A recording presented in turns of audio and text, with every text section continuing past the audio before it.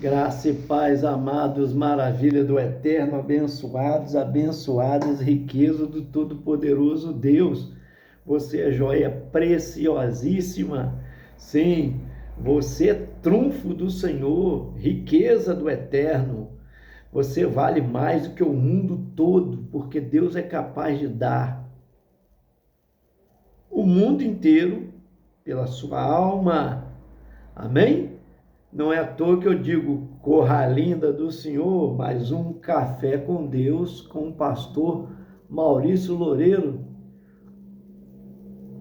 O café de hoje está lá, é a parábola do rico e Lázaro.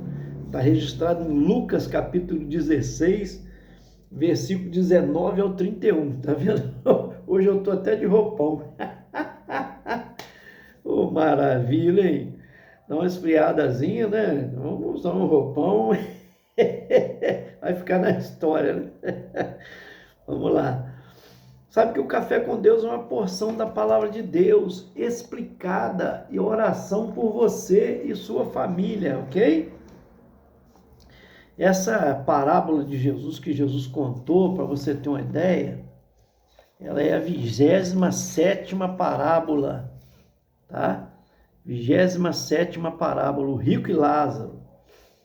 E foi repreendendo a cobiça dos fariseus, por isso que Jesus contou essa parábola, ok?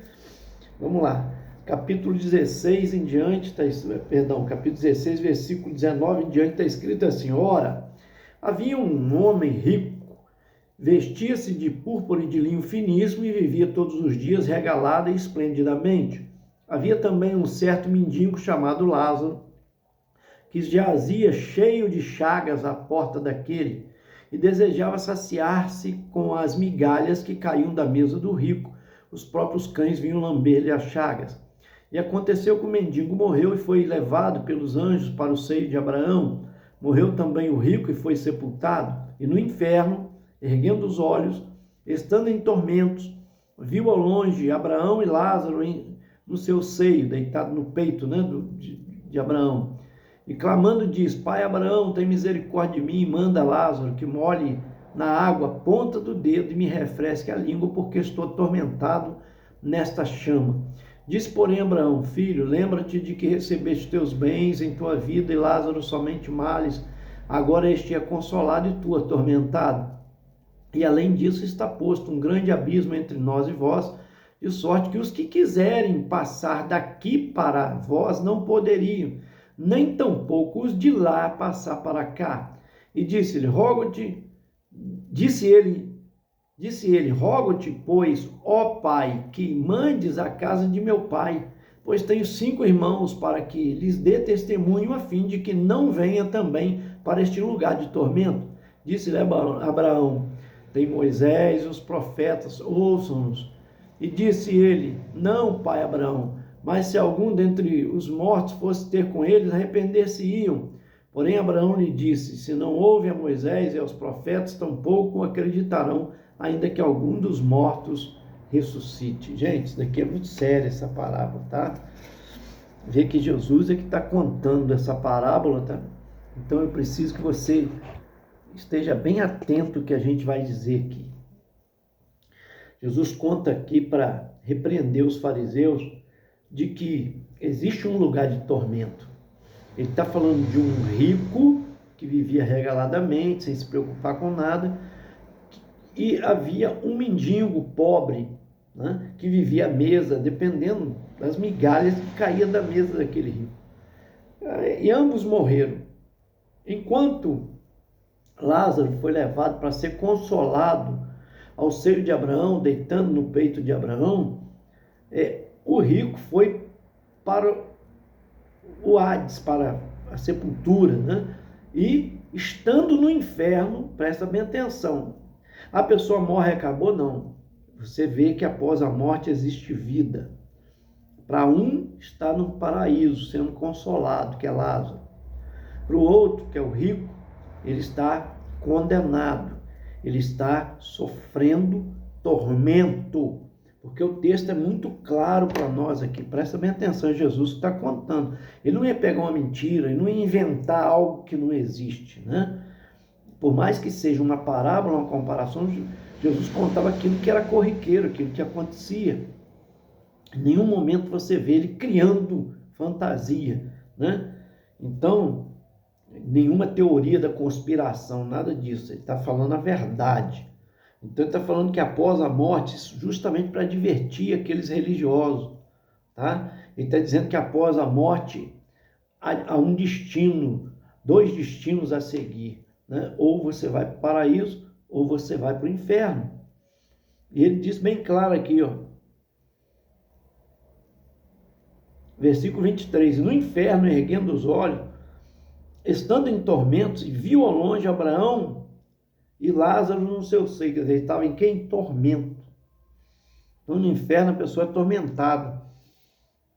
Clamando, diz, Pai Abraão, tem misericórdia de mim e manda Lázaro que molhe a água a ponta do dedo e me refresque a língua, porque eu estou atormentado nesta chama. Então existe fogo no inferno, isso daí não é fantasia.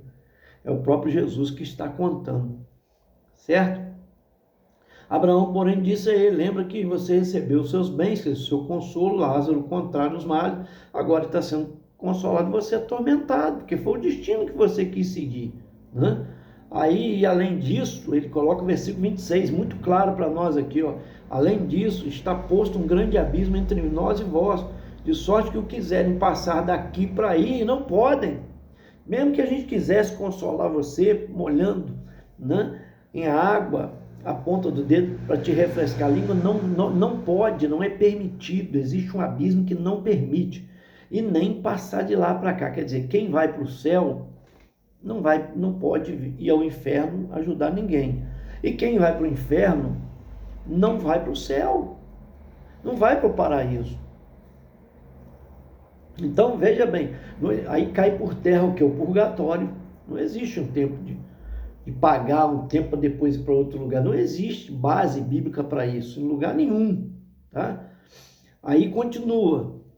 E Jesus está contando a história. Senão ele diria, não, você vai passar um tempo aí, depois você vem para cá. Nada disso, não disse isso. Ele diz que há posto um abismo que não pode quem está aqui passar para lá e nem quem está lá passar para cá. Aí ele continua e diz, rogo-te então, Pai, que me mandes à casa de meu pai, quer dizer, que eu volte à terra, porque eu tenho 5 irmãos além de mim, eu preciso contar para eles que existe um lugar de tormento, para que eles não venham para cá. Pelo menos eles não vinham, eu já estou aqui, não tem como, né?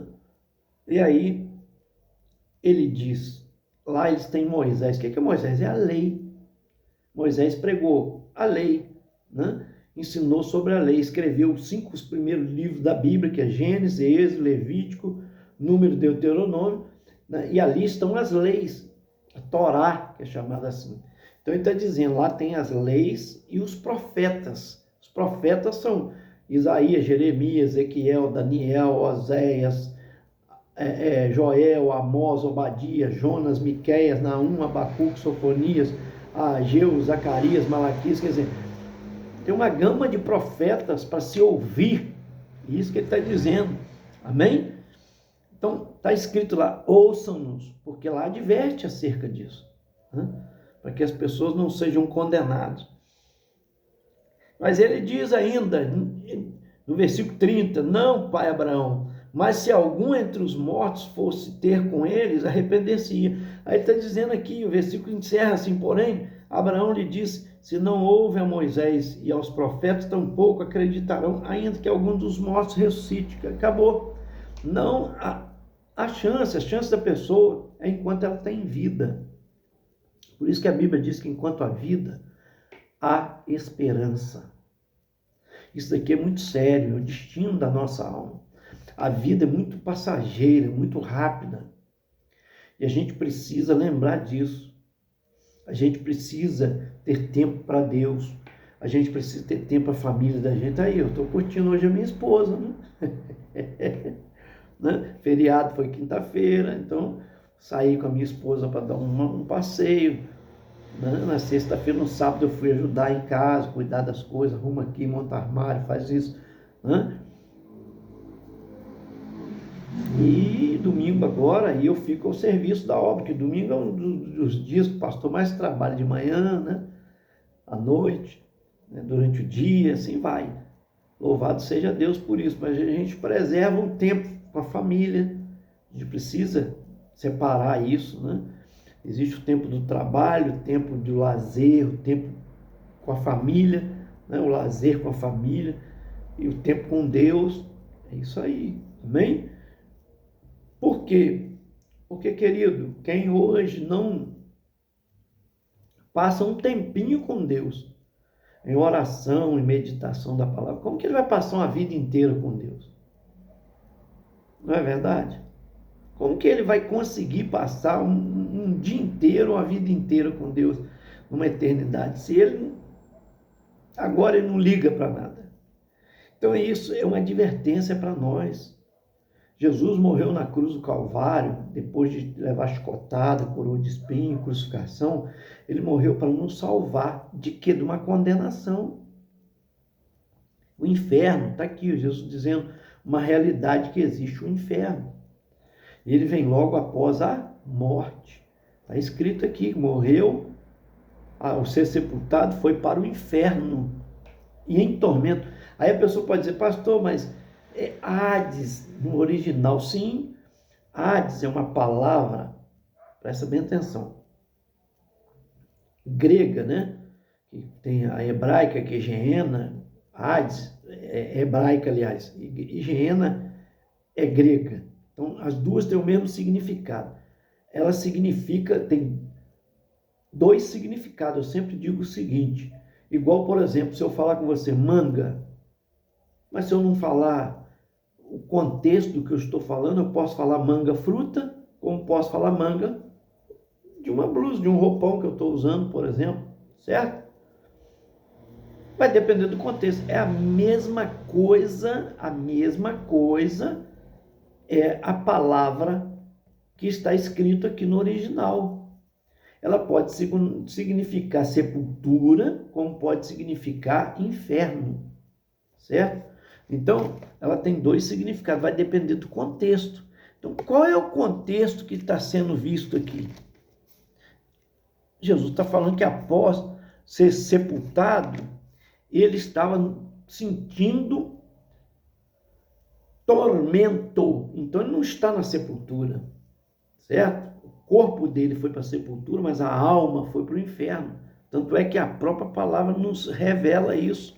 Estando no inferno, em meio a chamas, o texto, gente, é muito claro, meu Deus do céu. Capítulo 16, vou pegar uma outra versão aqui, ó. Olha só. Versículo 22, aconteceu, morreu o mendigo e ser levado pelos anjos para o seio de Abraão, morreu também o rico e foi sepultado.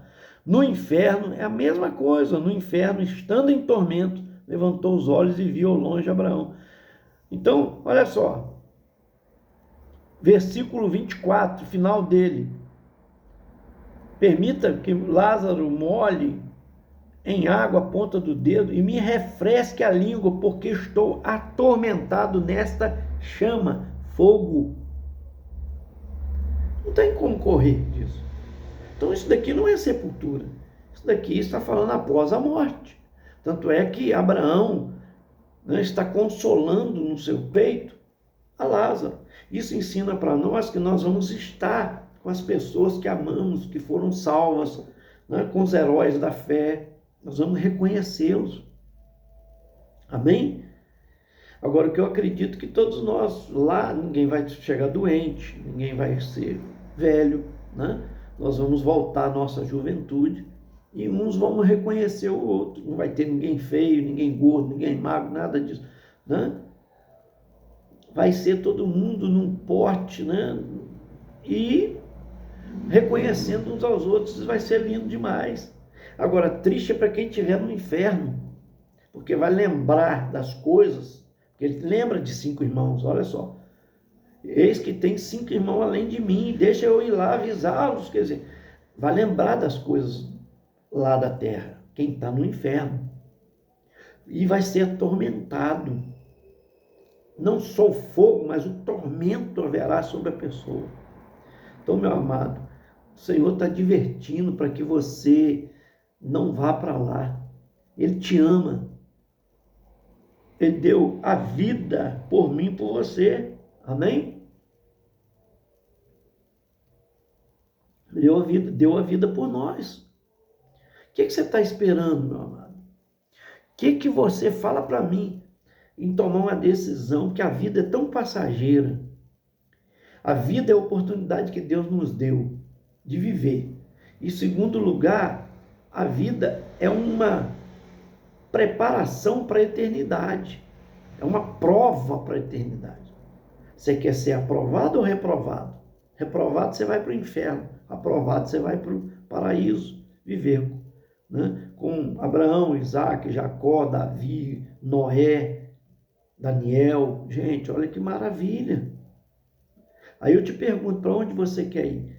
Para ser aprovado, você precisa de aceitar Jesus no seu coração, deixar Jesus reinar, sentar no trono do seu coração. Você vai destronar o seu eu, as suas vontades, as suas decisões, e vai entregar para o Senhor. Senhor, senta no trono do meu coração e governa a minha vida. Então, a partir de agora, como Paulo diz, não vivo mais eu, mas Cristo vive em mim. Então, as suas vontades vão se voltar para a vontade de Deus. Certo? É isso que o Senhor espera de você. E Ele tem o melhor, porque a vontade de Deus é boa, perfeita e agradável. Seus mandamentos não são pesados. Tem gente que fala, mas eu vou deixar de fazer isso, fazer aquilo. É porque você é escravo dessas coisas que te consolam. Mas há algo muito mais superior do que isso.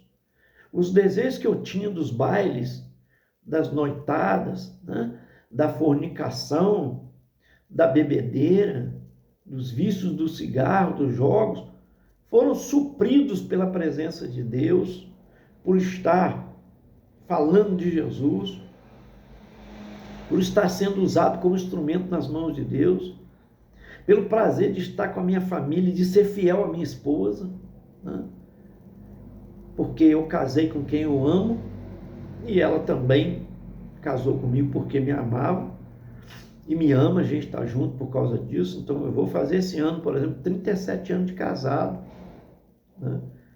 E eu costumo dizer, tem gente que fala que eu também tenho, mas às vezes tem 3 casamentos. Eu estou com a mesma esposa, graças a Deus. Nada contra quem casou de novo, né? Teve problema.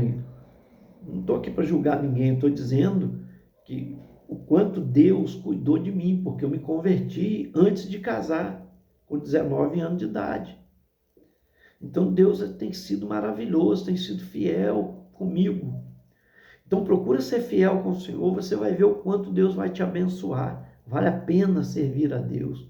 Vale a pena guardar os seus mandamentos, se esforçar por guardar. Claro que ninguém consegue guardar tudo. A gente não é perfeito, na terra não tem perfeito. Eu tenho falhas, eu tenho erros, eu peco também.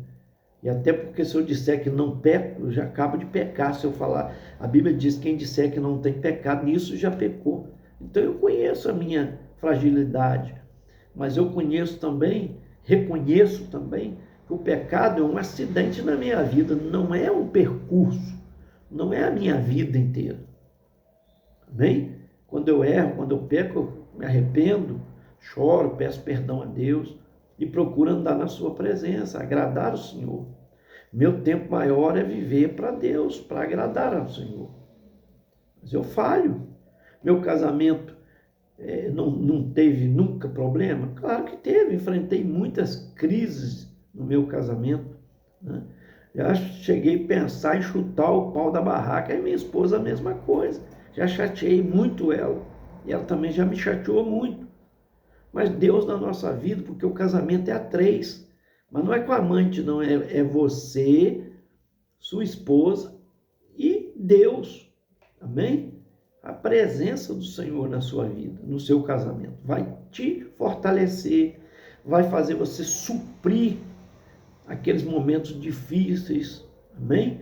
Quando você errar, vai te levar a se humilhar, a pedir perdão. Quando errar contigo, vai te levar a liberar o perdão e não guardar mágoa.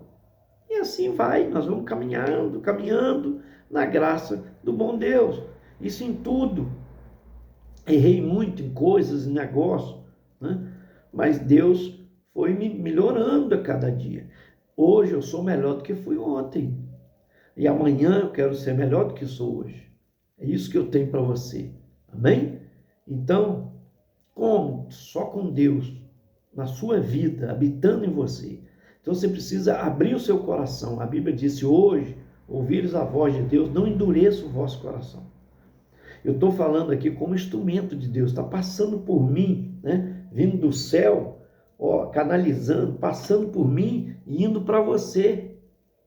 Essa palavra, Deus falando contigo. Não é eu que sou Deus, não. Deus me usa como instrumento.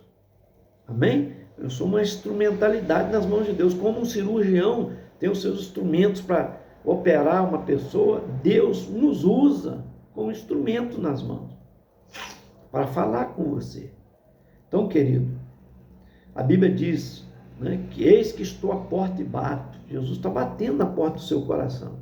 Aquele que ouvir a minha voz e abrir a porta, entrarei, cearei com ele e ele comigo. Então essa porta, só quem pode abrir é você. O seu coração tem chave, maçaneta só por dentro. Só você pode abrir. Deus não abre o seu coração, não força. Ele bate, ele é educado. Recebe aí, eu quero orar por você. Senhor, Todo-Poderoso Deus, muito obrigado por essa vida que nos acompanha no Café com Deus. Que a graça visite o seu coração, abençoando, fortalecendo. Deus, nessa decisão que estão tomando agora de se render a Ti. E com humildade, reconhece os seus pecados, se arrepende e quer andar na Tua presença. Então, Senhor, toma o primeiro lugar. Senta no trono desse coração. Passa com Teu sangue lavando e purificando todo o pecado e dá novas vestes brancas a esta pessoa e alva como a neve. Que ela seja justificada pelo Senhor. Essa é a nossa oração que fazemos. Visita os que estão enfermos, Deus amado, nos hospitais, ou mesmo nos leitos, em suas casas. Pai, em nome de Jesus, levanta o caído, Deus amado, curando as enfermidades, fazendo um milagre. Essa pessoa que está com a causa na justiça, essa pessoa que está dependendo de uma aposentadoria, de sair, Senhor amado, uma liberação do INSS, em nome de Jesus, eu coloco nas tuas poderosas mãos. Eu oro pelos asilos, pelos reformatórios, pelos presídios, Deus amado, as pessoas que estão encarceradas, as pessoas que estão, ó Deus amado, numa casa de distância, dependendo também de serem adotadas, crianças, eu coloco nas tuas mãos, Pai amado, as creches, as escolas. Deus, em nome de Jesus, que o teu Espírito Santo faça uma grande obra em cada coração. Essa é a nossa oração no santo nome de Jesus, nosso Senhor. Abençoa todos que nos acompanham no Café com Deus. Cada um que assistiu hoje, Senhor, receba uma bênção especial. Que fez comentários também no nosso canal, ali, Pai amado, também abençoa de uma maneira tremenda e maravilhosa. É a oração que nós fazemos com gratidão. Cada um que curtiu, meu Pai, abençoa, dá uma recompensa. Aquele que compartilhou também nos ajudando na evangelização. Eu agradeço pela vida dele e te peço a tua bênção, meu Pai, em nome do Senhor Jesus. Amém e graças a Deus. Esse foi mais um Café com Deus. Gente, aguarda até o próximo. Senta o dedo, vamos compartilhar bastante, hein?